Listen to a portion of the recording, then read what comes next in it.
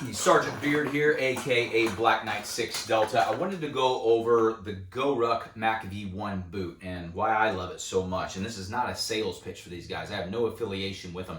I just came across this boot, just doing some research, and basically why is because my feet are completely different. After being struck by lightning, I've got some metal in my foot and ankle, and I really needed a boot that was going to perform for me and still feel good at the end of the day when I take it off. So let's get right into it, guys. Really quick. So the company GoRuck.com, you can go check them out. It's a veteran-owned company.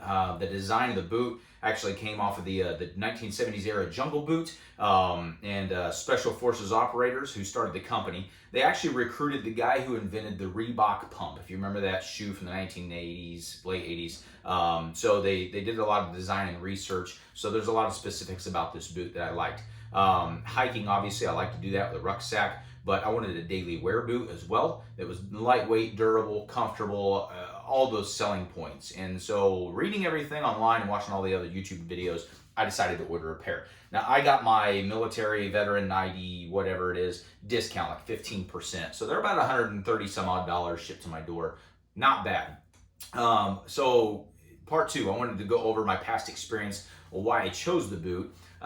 Because it was based off of the Jungle Boot from the 1970s era. That was my favorite boot. I had a lot of different ones when I was on active duty and in the Guard as well. And by far, my favorite was the Jungle Boot, and here's why. I could wear that boot all 4 seasons. And I know what you're thinking, it's a summer boot, right? Well, when I was in the mountains of Macedonia, snow up to my chest, my feet stayed warm and dry, and here's how. Compared to my buddies, they would wear the cold weather Danners and the Gore-Tex boots, and they would end up getting foot rot. And I didn't want to have to deal with that. And so the Jungle Boot, because it's nylon up here and it's got your vent holes down here, it allows your foot to breathe and stay dry. So how did I keep my foot warm in the snow and everything? Yeah, we had snowshoes, everything.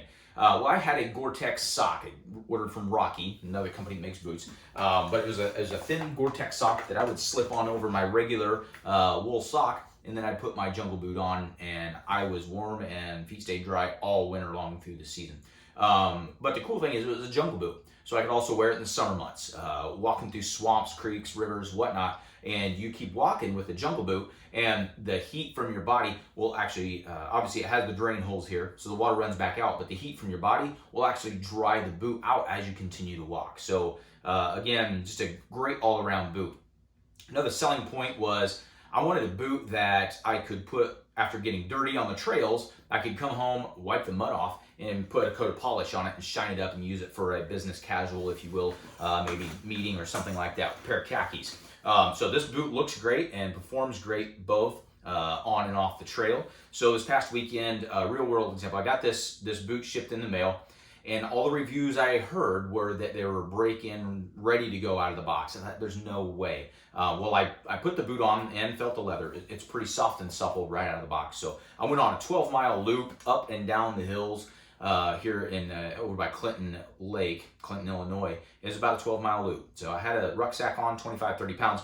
Now I'm fully deconditioned. I am not in shape. And so to go out and do that is really kind of silly.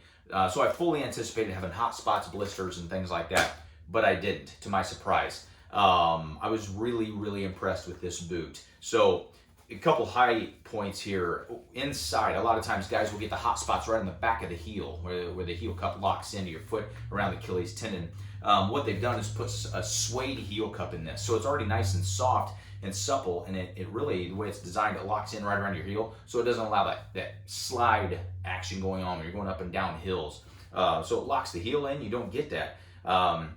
Another thing is the insole. I'm going to show you guys here really quick, not that you can get a good look on camera, but when you look at this thing and feel it, it's much thicker and denser than any other boot or tennis shoe insole that I've ever felt or pulled out of anything. And the bottom as well, I can tell it's very durable. It's more of a rubber material, so it's going to hold up for a long time. So that really helped to cushion as I was walking along.